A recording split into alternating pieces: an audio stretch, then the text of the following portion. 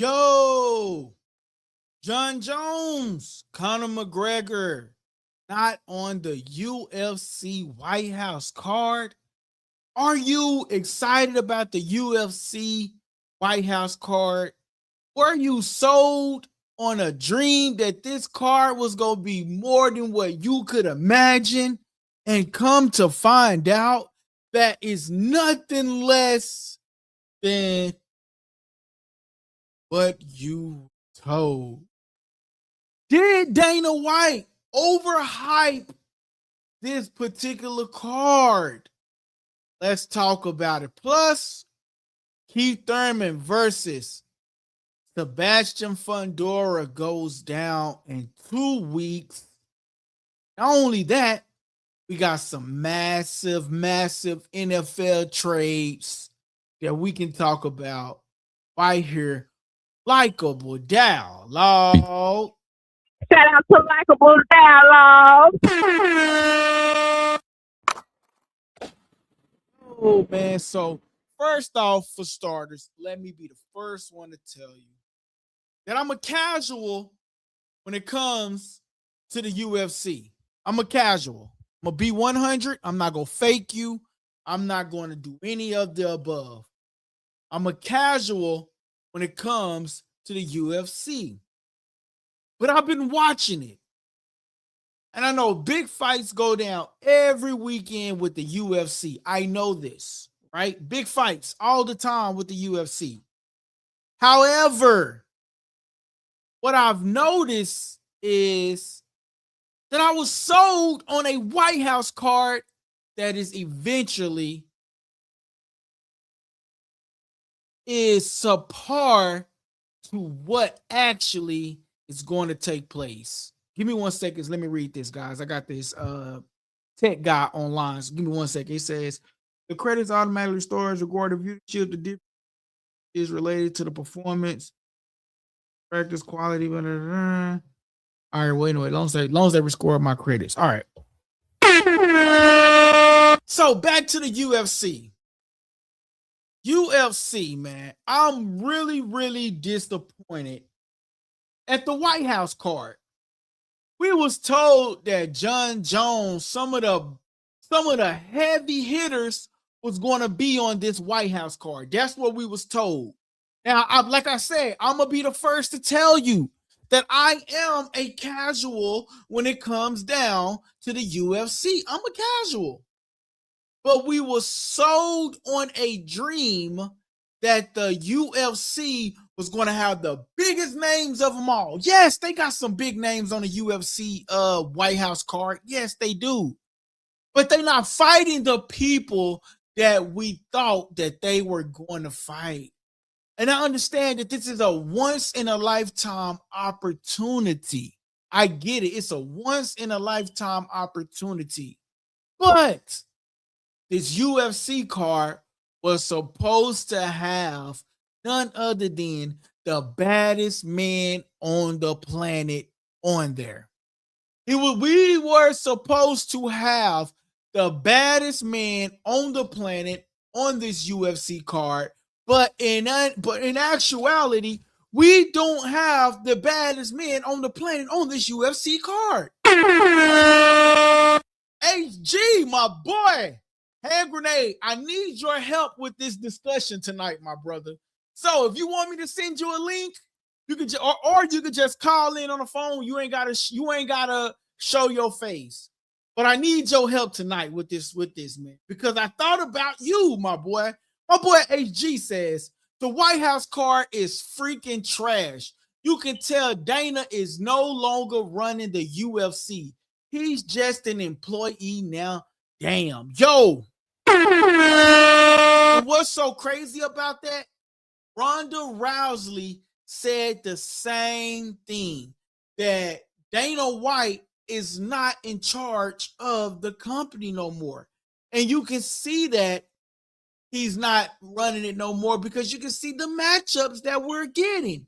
Now, I'm going to go on a limb again, and I'm going to say this once and for all again. Yes, I am a casual when it comes to the UFC. I'm learning it. But as a casual, I was sold on the fact that we were going to get the hottest UFC card ever. But we are not getting the baddest UFC card. We're getting a subpar card. We were supposed to have the baddest man on the planet, Jon Jones. We're not getting it.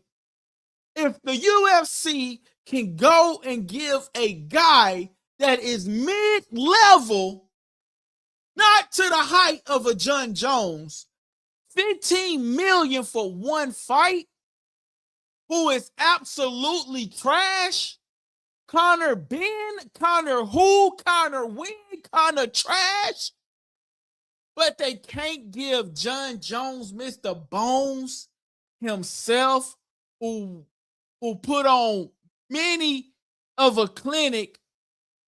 They can't give Jon Jones $30 million. I get it. UFC is going to take a pay cut because it's not in a stadium. They're not going to have thousands of fans. I get it.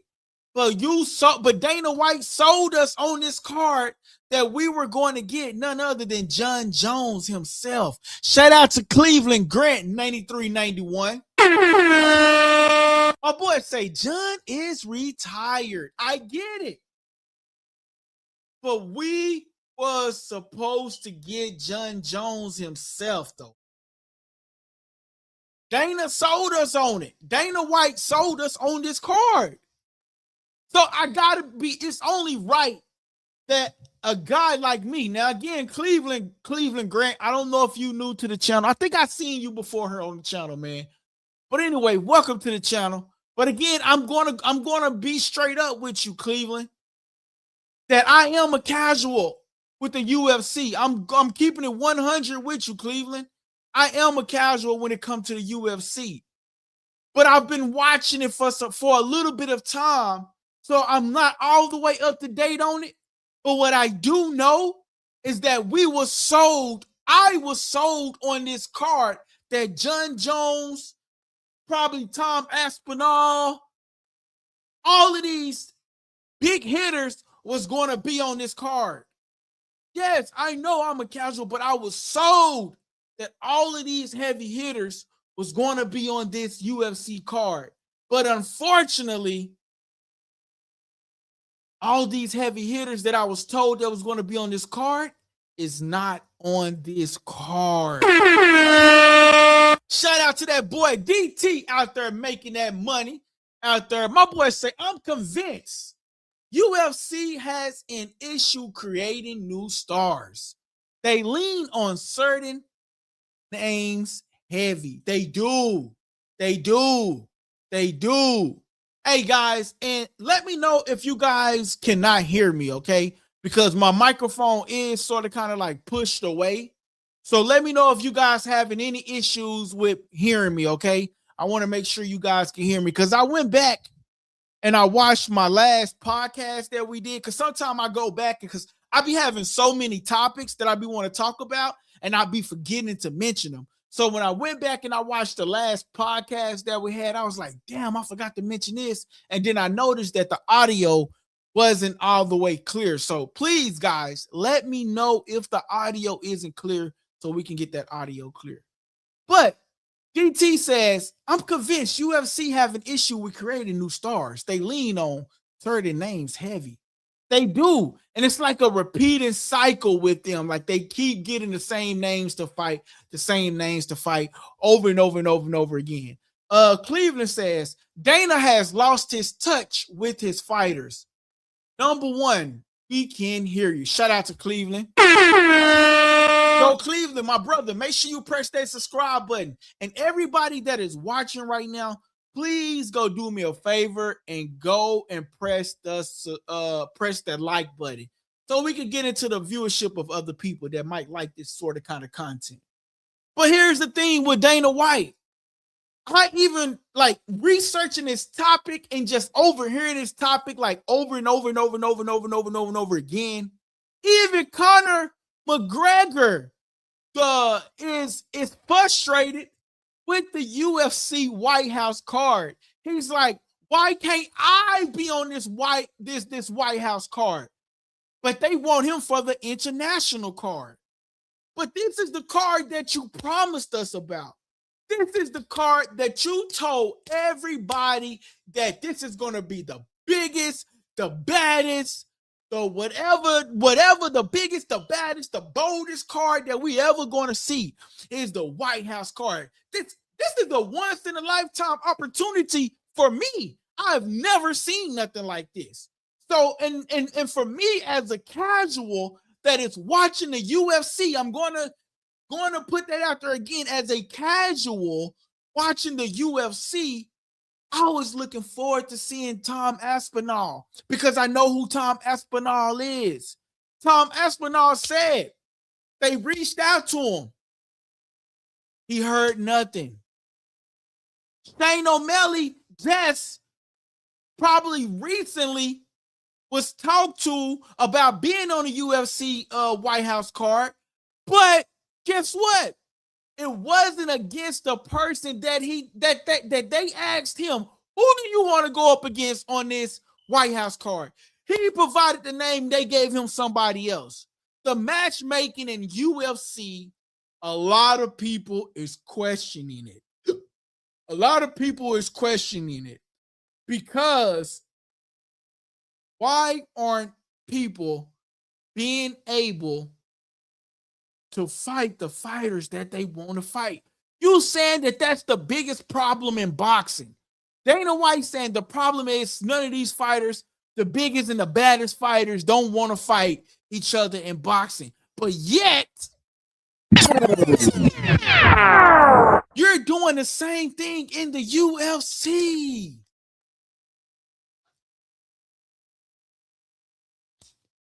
Shane O'Malley good, but Jon Jones is badder. And then you got your star. It's like football. You got your star receiver and Conor McGregor who's saying, I want to be on this card, but yet they want me to be on the international card. So the question that I'm going to propose to you guys tonight, and I like the question that DT put out there, when he says he convinced that UFC have an issue with creating new stars. They lean on certain names heavy. Do you guys agree with that? Because I sort of kind of agree with that. Alex Pereira. We've seen the same Shane O'Malley. We've seen these same people over and over and over and over again. Give me somebody new. As a casual, I kind of agree with him. DT says, yeah, Cleveland, them boys looking at them Zofa deals. My boy say, Dana has lost his touch with his fighters. The fighters want more money, but Dana don't want to pay them. But Dana White messed up when he went at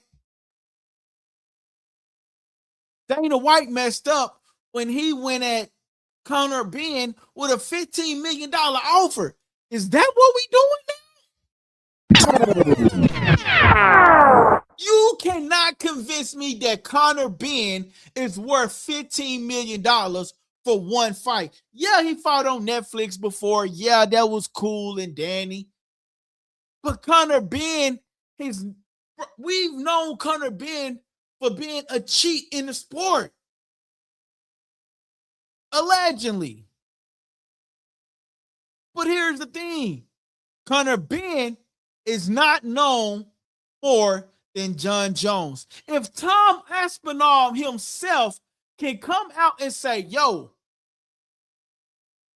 everything that I've been through with Jon Jones is worth $30 million or whatever he's asking for.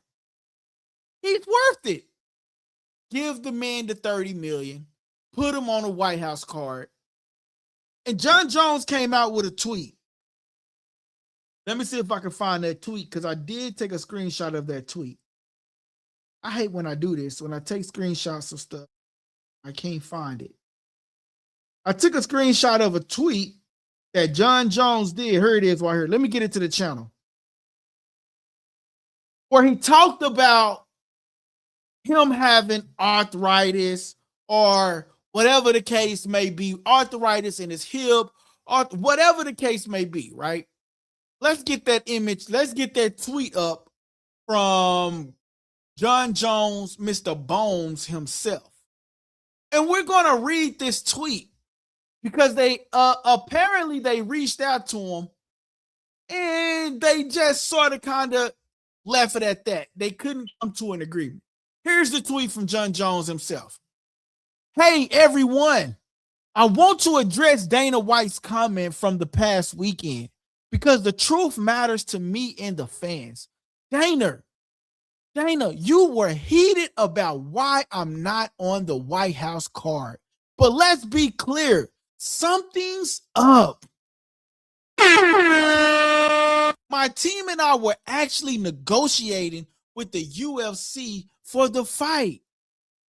Real negotiations. I've even came down from my original number, which was said to be 30 million. I was lowballed. Oh, I came down from my original number, and what was I offered in return? I was lowballed. This is what John Jones had to say, guys. Yes, I have arthritis in my hip, and it's painful, but that doesn't mean I can't fight. So let's get this straight. This is what John Jones had to say for the people that is just now tuning in. So let's get this straight. If I had accepted the lowball offer, suddenly my hip would be fine and I'll be on the White House card. That doesn't make sense. I even received stem cell treatment last week to get ready for the White House card. And training camp was scheduled to start today. I was preparing to be ready. I understand business deals fall through sometime, but going out publicly and saying things that aren't true isn't right. After everything I've given to the UFC, the years, the title defenses, the fights, the hearings, I'm done. It's disappointing, especially as recently as Friday. UFC calling me, trying to get me on that White House card for a much lower number. If it's the UFC truly feels like I'm done, then respectfully, I ask to be released from my contract today. Nothing more spins, no more spins, no more games. Thank you, real fans. Who knows what's up? Hey, John Jones seems like a person who was ready to be on the White House card. But it looks like he put an offer and then they lowballed him with another offer. So it ultimately comes down to, was it that John Jones couldn't fight because of the arthritis?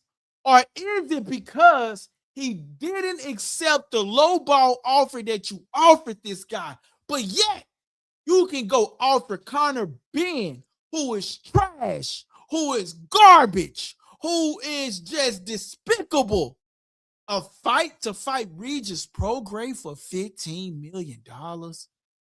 I really hope Regis Prograis is training right now. And I really hope Regis Prograis go out there and beat the HELL out of Conor Ben. And I'm going to tell you right now, I will not be tuning in to that fight. I would not. My boy DT says Conor Ben would not have got that deal anywhere else. He was not, because he's a support fighter. He come out lightning and striking and with the energy, but then all of that dwells as the rounds go on. He beat it a dehydrated, depleted guy on Netflix, Chris Eubanks. Chris Eubanks was depleted, but you didn't want to run it back because it's 1-1. He demolished you the first fight, Conor. You know it. HG, my guy, man. Shout out to HG. HG, man, I need you to stick with me on this topic tonight, my guy. There's no real fighters in the UFC who's Dana going to make into a star attraction, global icon, no character or villains personalities. This generation of fighters suck. Shout out to the HG. Cleveland says, right, low balling fighters. But you give Conor Ben a fight, which is just you give Conor Ben a fight in which I just cannot understand because Conor Ben is just garbage. The big question here I have for you guys is, why are the two biggest names in MMA not on this card? And we discussed it. It's because they don't want to pay them. This is the biggest card, the most historic card. Forget about UFC 100. Forget about UFC 200. This is the biggest card. So many eyeballs is gonna be on this card because they fighting at the White House, on the White House lawn. The White House within itself is historic. Come on, man. Fans expected huge stars like Jon Jones and Conor McGregor to headline. Jon Jones, the baddest man on the planet. Jon Jones is still considered by many the GOAT of MMA, and he is not on this card. Tom Aspinall went out on a record, on a limb to say, out of everything that I've been through with Jon Jones, he deserved to be on this card. I'm a casual, and I'm disappointed that Jon Jones is not on this card. Dana, you lied to me.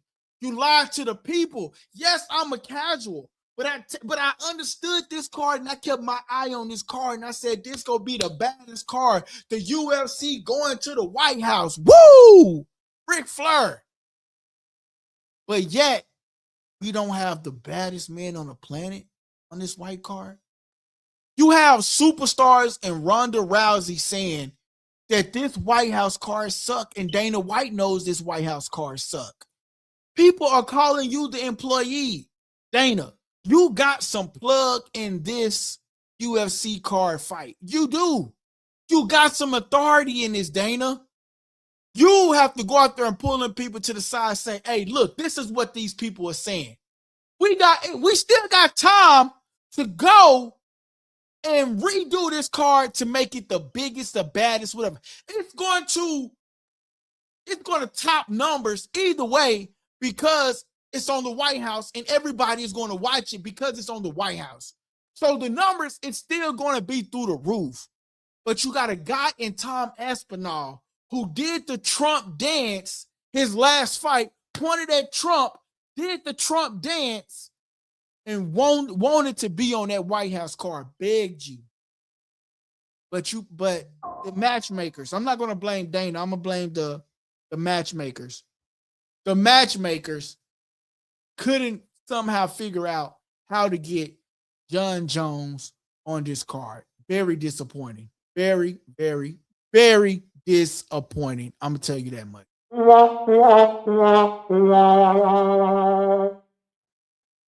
Dana, Hand Grenade says, Dana with Turkey. So, of course, Zuffa is paying boxers top dollar. Zuffa is Dana's company, and the UFC is not anymore. TKO, it's the same TKO is the same company that bought the UFC, which is over WWE. Nick Khan, all of them, like they the same people. But TKO, what are we doing? GT says, personally, I'm not a fan of the White House thing. This is very tacky to me. I agree. But I won't indulge into like political views and stuff because I don't like to talk about politics on the channel. But I agree with what you're saying. But we got it. So we just have to talk about it. HG says, Conor's trying to rejuvenate his contract because a lot of his money come from pay-per-view deals, and that's no longer available. Dana said he offered John 15 and John wanted more for the White House event. Yeah, he offered him 15, but how can you can't offer him 15 when y'all giving Conor Ben 30 million, 15 million. You got to at least give John 20. 25.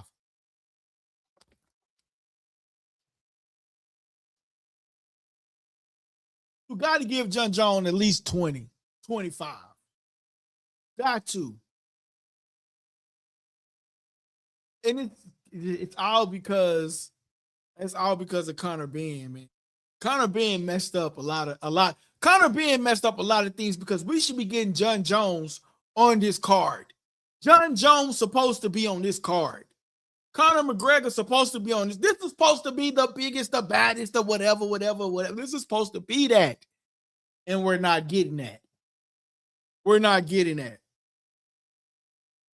John Jones is considered to be the GOAT to many. Heavy dominance in his legacy. Contract negotiations could take a factor as to why he couldn't get this done. True. Injury or timing as to why he couldn't get this done. True. But as he stated, had he took the low ball offer, would the injuries be a situation as to why he's not being in this card? Had he took that low ball offer, maybe he would have been in this card. Yet Conor McGregor is still the biggest draw. But like my boy HG says, pay-per-view is no really longer a thing. It's streaming is the new thing. You know? I don't know, man. This really like frustrates me, man. But all I can say is this really do frustrates me. But I really do think that John Jones, Conor McGregor should have been on this card. But like, you know, yeah, we got Sean O'Malley, Alex Pereira, but they not fighting the people who we think that they should have been fighting for this card to be top notch. You know what I'm saying? John Jones became the youngest UFC champion at age of 23. Jones has held the titles at lightweight and heavyweight. Many of his wins against former champions and elite fighters. So why wouldn't you give a guy like John Jones the opportunity to be on this card, especially when you have fighters that are campaigning for this guy to be on that same card? I don't know, man. It's this whole situation with Dana White and the UFC is just really, really tricky. I thought this UFC card was going to be good. I think I got Ronda Rousey. Let me see if I have that Ronda Rousey clip. And she pretty much broke it down and said that, you know, I don't have it. Damn, I thought I had it. I mean, I can go in there and screen share it to y'all, but I don't have it. At least I don't see it on this computer. Well, I mean, but, you know, look at Francis Ngannou. He making more money in boxing. He says he say people want to talk about legacy. What is legacy? If I'm not putting food on the table for my family, if I'm not putting food on the table for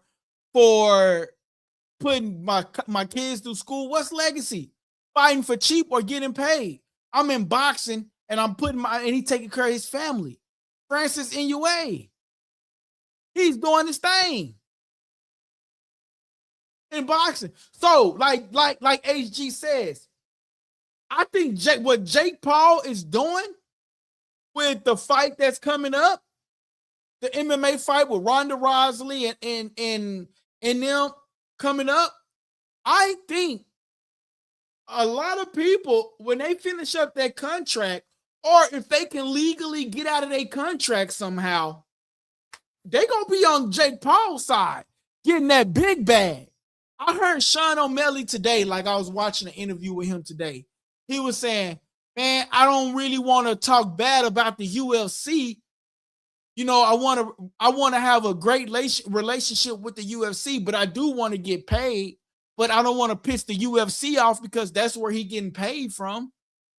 I get it. Some people don't want to piss them off, but y'all gonna have to boycott the UFC or something to get that paper, because you see people that has like sort of kind of retired from the UFC or walked away from the UFC. They are making more money than all the guys combined at the UFC that fight on one card. What Jake Paul is doing with the MMA card on Netflix, hey, that's going to be something to see. And it's going to be for the future of future MMA fighters. I don't know how many fights Conor McGregor got left. I think he got 2 on his deal. If I was Conor, I'd just get in, fight them 2 fights, get out, go to Jake Paul. Because the type of level, like to me, Conor McGregor, he's a big talker. He's a seller. He reminds me of Adrian Broner. Like Adrian Broner will sell the hell out of you with this bottle of water. Adrian Broner will sell the hell out of me with this bottle of water. But then when it comes down to it, the taste of this water might not be so good. And that's who Conor McGregor sort of kind of reminds me of. Like, he reminds me like he'll sell the fight, but he might lose. He might, and you never know what's going to come up. But I don't know if the injuries are stacking up or what, but I just feel like really and truly, this card should be better than what it is. This card should be better than what it is. And as a casual, I'm not impressed. As Tom Aspinall, he's not impressed. Ronda Rousey, she's not impressed. The analysts that are true UFC fans are not impressed. The fans are not impressed. HG himself is not impressed with this fight card. As my boy said, this White House card is trash. You know what I'm saying? So a lot of people is not impressed with this White House card, but you know, that just is what it is, man. A lot of people is just not impressed with this White House card, man. You know what I mean? But we're going to move the topic on, move this topic right along, right?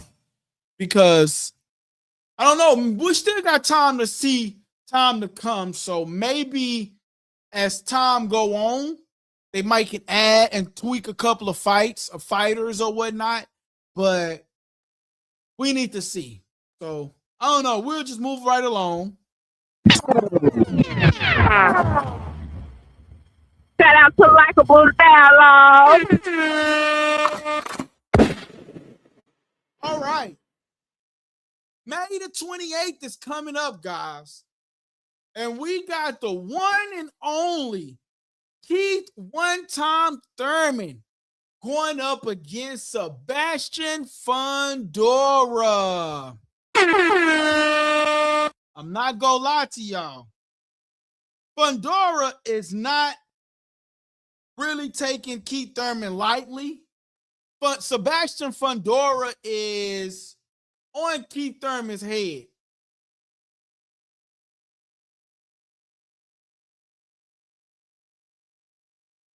That boy Adam Hurley. What up, Adam? Dang, bro. I think you've been here before, man. I ain't seen you in a minute, man, but good to see you back, though, my boy. I think you've been here before, man. That name really looks familiar. But my boy Adam Hurley says, I was asking myself today, will Canelo ever be a fake champion again? Dang, that's crazy. That boy say, will Canelo ever be a fake champion again? I don't know. Will he ever be a fake champion again? He's coming back. But we just have to see if he's going to be a fake champion again, man. Just got to see. He's going to be a fake champion again. But moving along, though, man, Keith Thurman versus the one and only the tall tree guy himself, Sebastian Fundora, ladies and gentlemen. This particular fight got me scared because although I like Keith Thurman, this is a tall task. And let me tell y'all something, right? Y'all know Spence is my favorite guy, right? I feel like they feeding Sebastian Fundora, Keith Thurman, to see if he can beat Sebastian Fundora, and then they give the title shot to Earl. Like, that's what I'm thinking in my mind. But it's a tall task. And if he lose, they got to give him a rematch. They just can't write him off. So, I don't know. That's going to be interesting to see. Here's what Sebastian Fundora had to say. Everybody calling Keith Thurman an OG, right? But this is what Sebastian Fundora had to say. OGs aren't really in this sport anymore. Sebastian Fundora on Keith Thurman. That is what he had to say when they kept saying about OGs this and OGs that. My boy HG said, yeah, these fighters are contractors and know they're signing up for, and the salary their employee pays. You can't cry about the contract signed and negotiated. Can you? That is true. Yeah, I've been here before, my guy. Used to watch you a lot, man. Tap back in. Turn that notification bell back on, Adam. My boy say, if Thurman KOs Fundora, then a Thurman versus Spence would be dope. Yup, for sure. Yo, Adam, turn that notification bell on, my boy. My boy DT say Thurman was good back in 2018. He is way too slow now. And that's the question. That's why they was calling Keith Thurman an OG.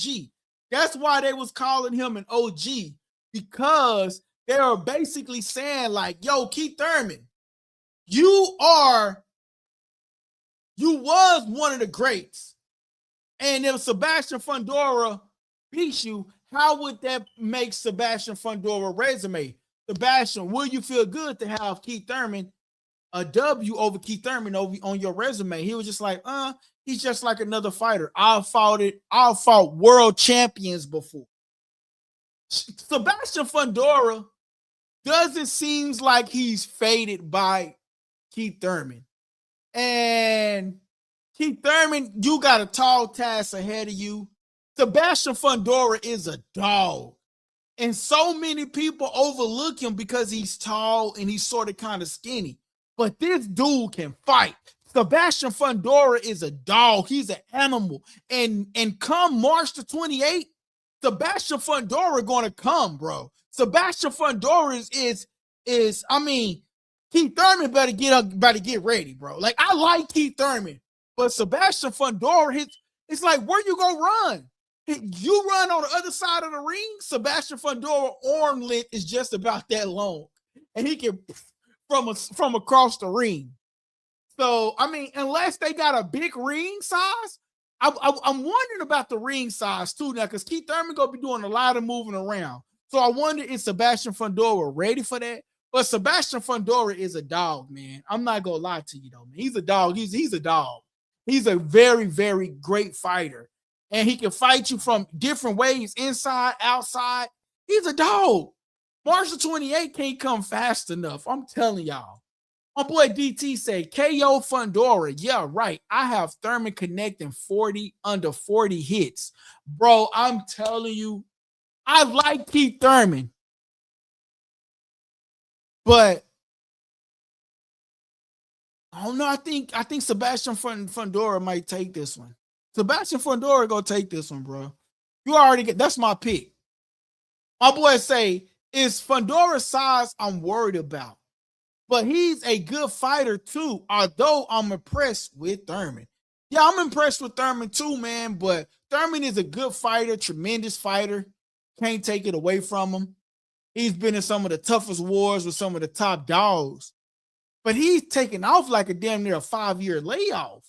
So can we really continue to give him credit for what he did damn near 5 years ago?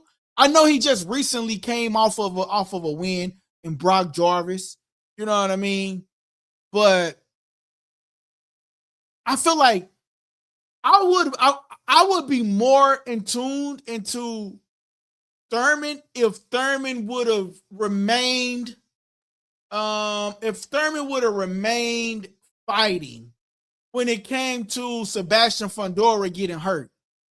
Like if he would have kept on training. But to me, I felt like had he kept on training from when they first canceled the fight, just train until now, I feel like he probably would have had a better chance. But Thurman sort of, to me, I don't know. I know he mentioned like, don't worry about how many bowls of ice cream I had, champ.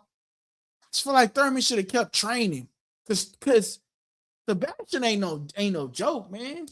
Had you like a little mini count, and then I feel like Thurman is good. Thurman is a dog. You can't overlook Thurman.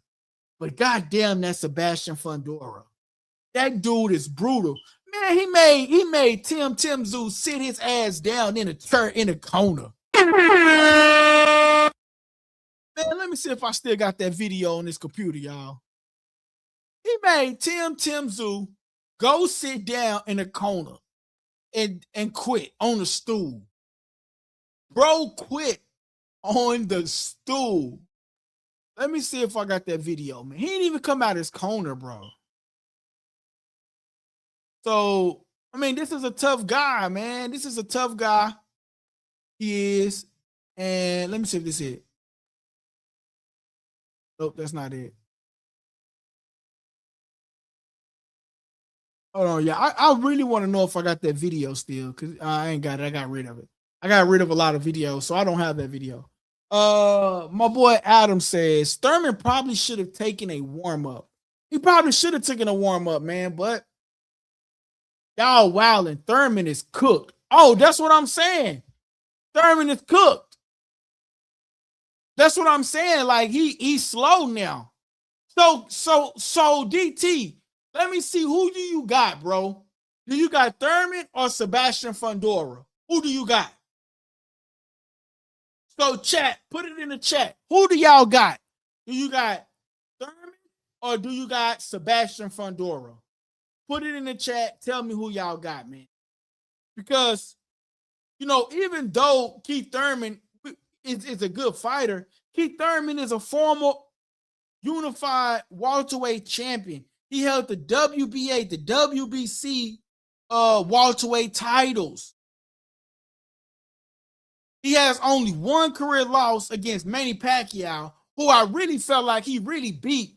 But just because he got that knockdown, they gave it to freaking Pacquiao. Pacquiao, to me, didn't really beat Keith Thurman, because Keith Thurman came back strong. But because Pacquiao was the bigger name, they gave it to Manny Pacquiao. Thurman was once considered the best welterweight in the world. Craig.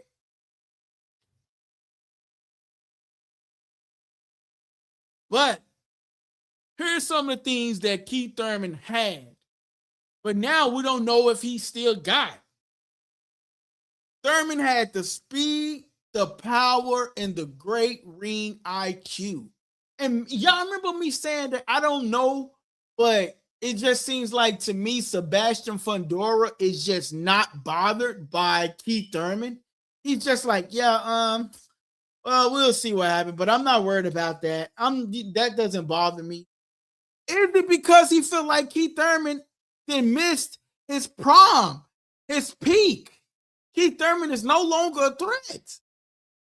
But I think Keith Thurman is banking on one shot to the dome to knock him down. Shout out to that boy, DT, with the $2 super chat. Shout out to DT with this $2 super chat. My boy DT said, my question is, does Fundora end Thurman's career? And I'm going to go on a limb and say, possibly. Possibly. I'm going to go on a limb and say, possibly. That is the question of the night right there. My question is, does Fundora end Thurman's career? I'm going to go on a limb and say, yes, possibly. We've seen how bad he beat Tim Tszyu, he beat that dude enough to sit down in the corner and not to come out the corner. We seen this. He broke that man's spirit. He broke that man's demeanor. He broke that man's fighting effort. No matter how hard Tim Tszyu came at Sebastian Fundora kept his feet on the gas and was able to continue to beat Tim Tszyu enough that this dude quit on the stool. Tim Tszyu was once a guy who we thought was great. He beat this dude. Beat the brakes off of him. So to answer DT question, does Fundora end Thurman's career? God damn. I think Sebastian Fundora do. Thurman is gonna be in for a quick awakening. I just feel like Thurman is going. Y'all mark my words. Remember this shit now. When we watch this fight on March the 28th, I want y'all to hold me accountable.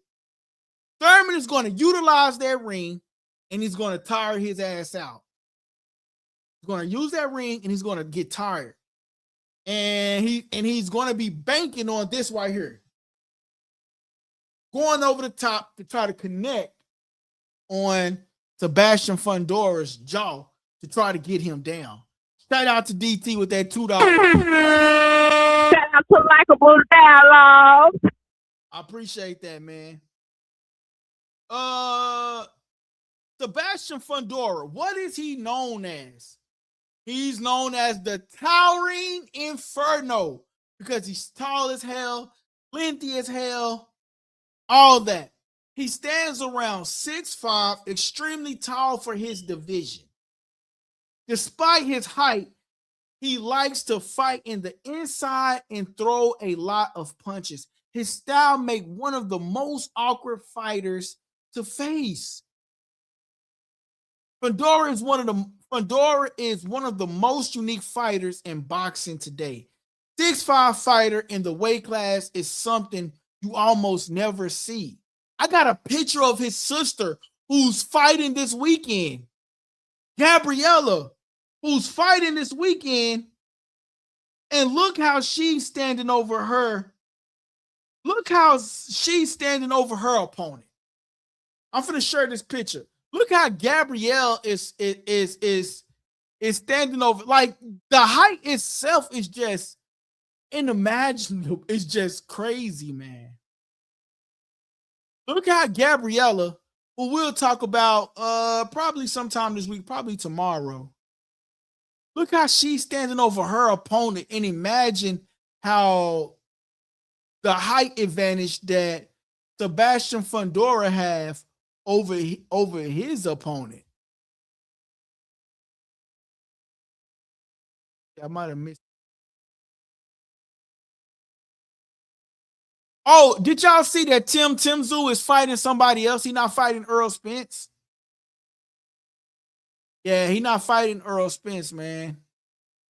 PBC, I don't know what's going on with Spence. He said he come back when he's ready, but I guess he's not ready. So we'll be patiently waiting for that announcement. But I think they're waiting to see what happened in this Thurman fight.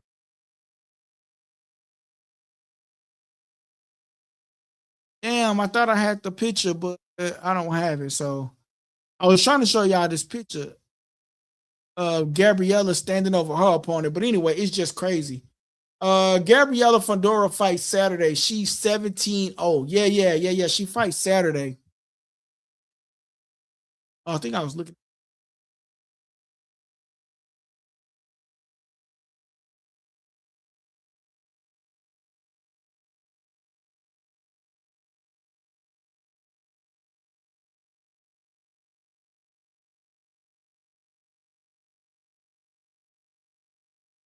For some reason it's not letting me look at this. Hold on. I see something you send me, HG. Let me. It's not playing.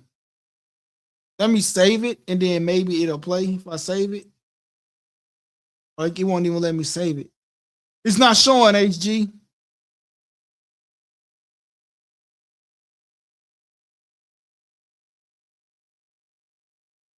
It says unsupported foul. I don't know. For some reason, it's saying unsupported foul.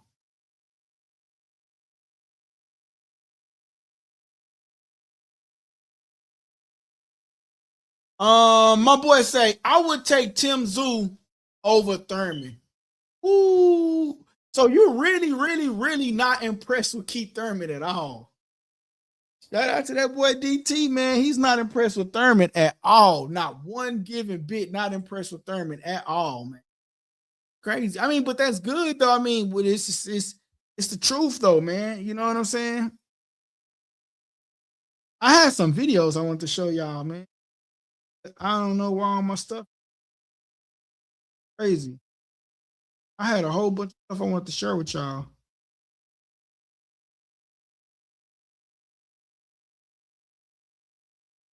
Oh, this is what Tom Aspinall. Oh, that's the Tom Aspinall thing I want to share with y'all too. Share that.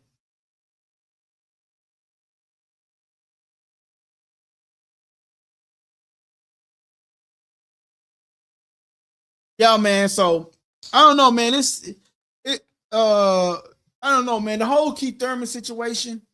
I feel like Keith Thurman, he's selling a fight. Keith Thurman is, but I just know that Sebastian Fundora just a dog, man. Says that boy make Pac-Man look fast. Damn, that shit crazy. Say he make Pac-Man look fast. That's crazy. All right, y'all. I want to share something with y'all that I wanted to share earlier. This was on the UFC topic, so let me find it. This was based off the UFC topic, but Tom Aspinall had to say, yo, agree DT Fedora stops Thurman and sends Keith into retirement. He does. Yo, HG, for some reason, that video that you sent, it wouldn't let me open it. You could try sending it again and I'll try to get it on for you. But it wouldn't let me get it. It wouldn't let me on. All right, y'all, look. Here's what Tom Aspinall had to say. Wow.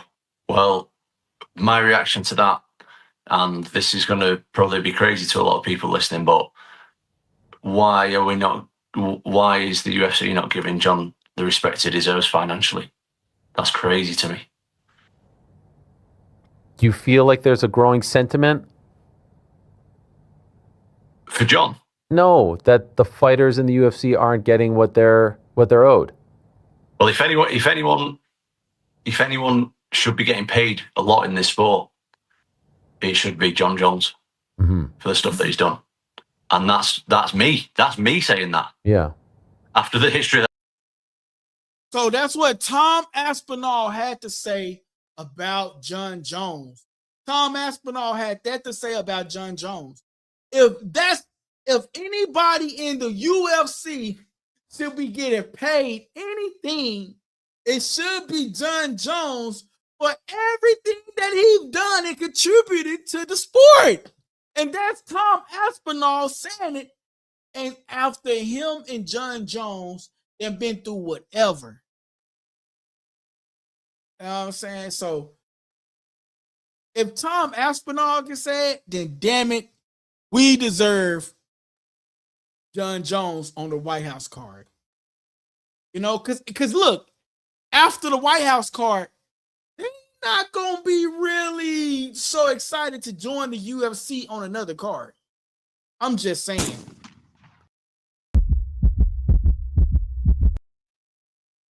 I'm just saying, man.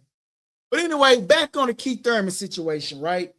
So with Keith Thurman, man, I just feel like he's at an all-time low, man. I just feel like his best days is over. Keith Thurman's best days is over, and I feel like Sebastian Fundora is going to win this fight. My boy DT says Eddie Learns say he nearly fell out the chair when he saw what Aspinall made in his UFC career. Yeah, he did say that. He said he would make 10x that in boxing. Yep, he did say that. With the level of star power he has, he did say that. But here's another thing. With Eddie Hearn, Okay, so since we back on MMA, so we're going to background.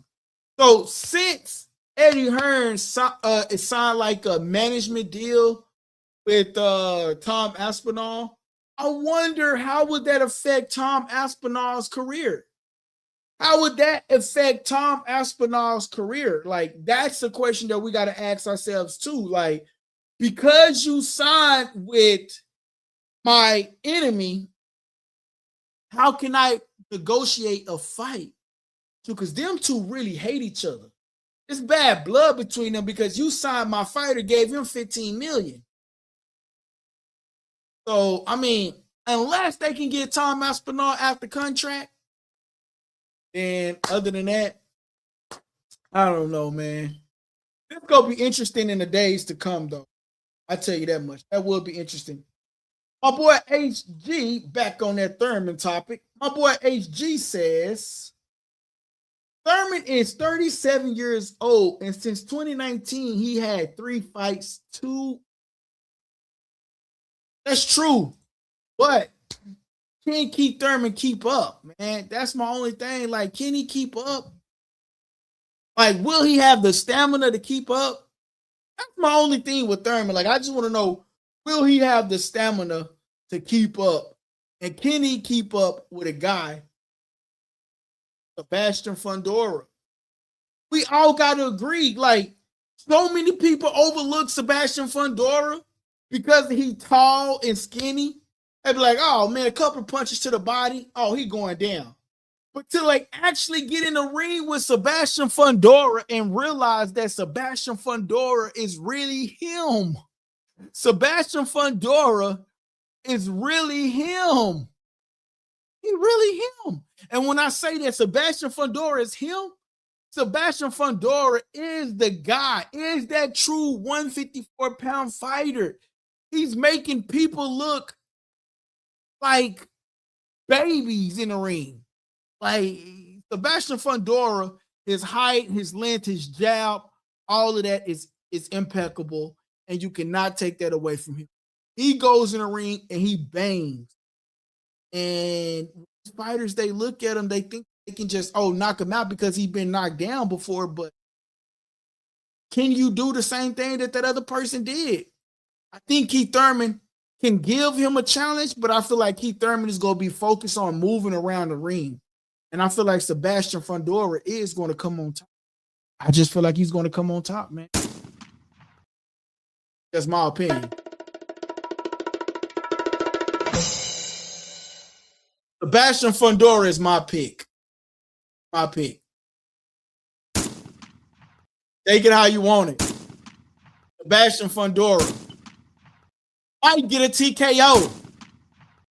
I'm just saying. Hey, what's up, guys? This your boy LD, the Kid, and you tuning into Likeable Dialogue. All right, guys. So I was gonna talk about some NFL trades, but I guess I can say those tomorrow. I was gonna talk about the Max Crosby thing, man. He back in. Hey, Max Crosby is back. HG, he's back. Oh, real quick, we can say this topic for tomorrow. But real quick, is Devin Haney and Rolly Romero fight still going to happen?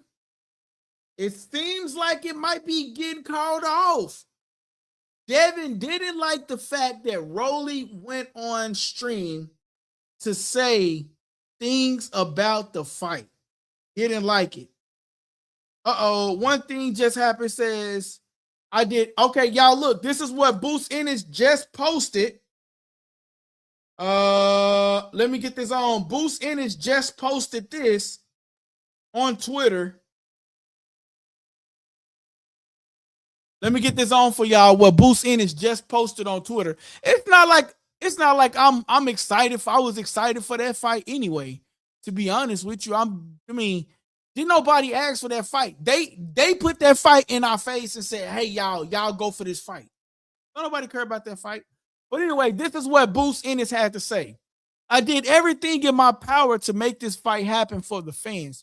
I waited long enough and I stayed quiet through it all. it looks like Virgil or his team really didn't want to fight. I came to this fight in his home. I came to his fight in his hometown and told him he was next. That was November. It's March and still nothing. It's time to move on. 2 divisions champion up next. I told y'all the truth was going to come to light. So that is what Boost Ennis had to say about Virgil Ortiz and his crew. But one thing that I would tell Boost Ennis is that it has nothing to do with Virgil Ortiz wanting to fight or whatnot. Even though you did everything in your power, it has everything to do with Golden Boy and Virgil Ortiz contract dispute. However that contract dispute is, it's that contract dispute. Maybe Golden Boy didn't want Virgil fighting you, but it's ultimately open to Golden Boy. And Golden Boy was saying that they wanted to make sure that he got the most money, the lucrative money, and made sure that he was the A side. So maybe it didn't have nothing to do with Virgil. It just probably has something to do with his promotional company. Maybe. You know what I'm saying? My boy HG says Kyler Murray went to the Vikings. Oh yeah, for a 1-year deal. I mean, I seen his name come up, but I didn't know what his name came up for. But yeah, I did see his name come up though. I did see his name did come up. And Kenneth Walker, man, he went to the Kansas City Chiefs. You know what I'm saying? He went to the Kansas City Chiefs. And he said that they have a winning culture. So that's why he went to the Kansas City Chiefs. But as far as Virgil Ortiz, ain't nobody, I mean, and Boost Ennis, I ain't gonna lie. I like Virgil, but I was not one of the ones that was looking for that fight. I just wasn't one of the ones that was looking for that fight. It is what it is, man. But anyway, guys, I'm gonna get up out of here, man. I appreciate y'all for tapping in. I'll see y'all again tomorrow. I'm gonna try to come on again at 5:30 tomorrow. So yeah, about 5:30 again tomorrow. I'm trying to get back to doing the early shows. That way, late nights, everybody can go do what they got to do. If the show go over 2 hours or so, it just goes over 2 hours or so. It just so happened that I have some things I have to take care of before 8 o'clock. So guys, I appreciate y'all, man. I want to say, man, to DT and Hand Grenade and everybody, man, I appreciate everybody for tapping in, man, because y'all got to realize, man, like I got a lot going on in my life too. You know what I'm saying? And then like I come on the channel, man. So it feels good to have people to come in and tap in and voice their opinions just like I'm voicing mine, man. So my channel is y'all channel. If y'all see something, always send it to me. Send me a DM. And I'm going to try to get it on the channel, man. So to do a full recap of what we talked about tonight was the Jon Jones situation. You know, it's disappointing not to see Jon Jones on this card. Disappointing to not see Conor McGregor on this card. Disappointing to see that this card is not actually living up to the expectations as it was promised to us. You know what I'm saying? So very, very disappointing. And a lot of people are saying DanaWhite is not over the company no more. He's just an employee. And TKO Holding Group, what are y'all going to do to fix this? Fans are disappointed. We were hyped up. And as a casual fan myself, I was hyped up to believe this was going to be the biggest, the baddest card of them all because it's going to be on the White House lawn. But no matter who the fighters are, I agree. The numbers is going to be astronomical. The numbers are going to be good because everybody going to be watching a fight on the White House lawn. The numbers is going to be the numbers. But although the numbers is going to be the numbers and the UFC is spending $60 million, could have gave a couple million to Jon Jones to get him on this card. Owed that money. Just owed that. You have fighters, when they're out of their contract, I truly believe a lot of these fighters want to go with MVP and Jake Paul. Because what Jake Paul is doing for the sport in the MMA, what he's about to be doing, and once these fighters see what Jake Paul is paying these fighters, for doing the same sport that they are in, and they're getting paid $500,000, $600,000, $100,000. To see that they're getting paid the money that they're getting paid versus the money that Jake Paul is about to be giving these people. All I gotta say is UFC, TKO, count your days. MVP might just become the new UFC fighting word. Count your days. I'm out here, guys. I'm your host, LD the Kid, and tuning into Likeable Dialogue. Hit that like button, hit that subscribe button. If you liked the content, go tell a friend to go tell a friend to go tell a friend to go tell a friend. Come check out our YouTube channel, Likeable Dialogue. Follow us on social media at Likeable Dialogue. Right? Thank you, guys. Hey guys, that part of the segment was called Subscriber Questions, and I hope you enjoyed the show. Don't forget to press the subscribe button if you haven't already subscribed, and don't forget to press the like button so everybody can participate in that, right? Press the like button, please. That helps the channel grow, okay? And listen, don't forget to press that subscribe button. Great show. Thank you, guys. It's your boy LD, the Kid, and you tuning into Likeable Dialogue.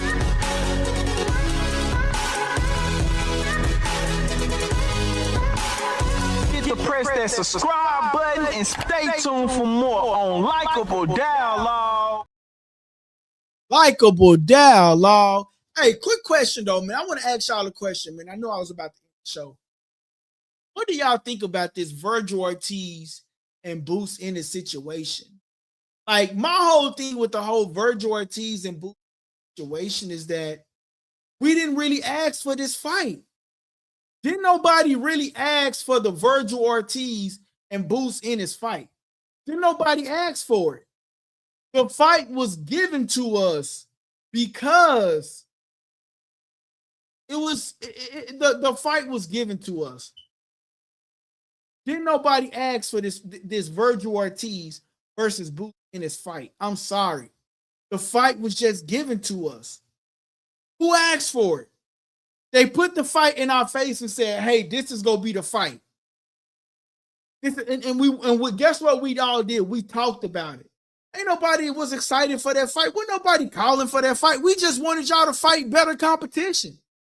So y'all two was the better competition to fight each other. Ain't nobody thinking about that fight, man.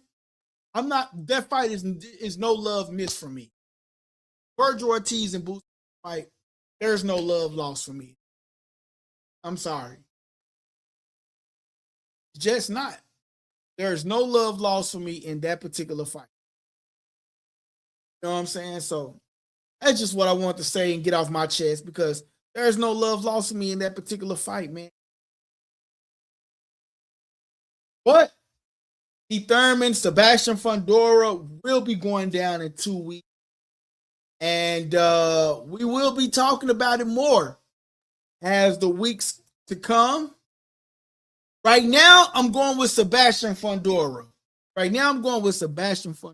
So, question is, who do you got?